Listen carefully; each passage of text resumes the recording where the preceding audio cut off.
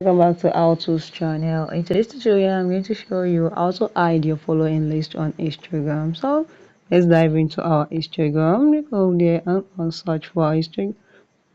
This is just click on your Instagram here and there's a interface. And no, for you to hide your following list is it only affect your new followers.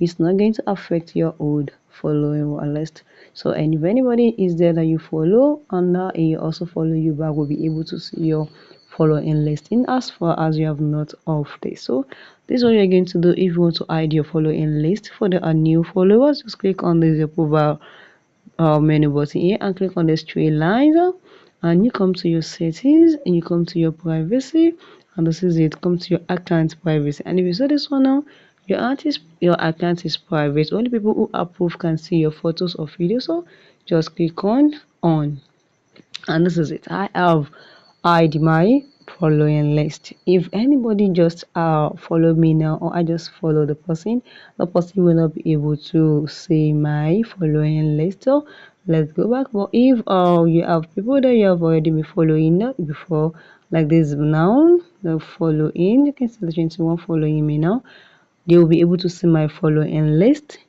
But if there's a particular person that you did not want him or her to see your following list, you can just click on the person here.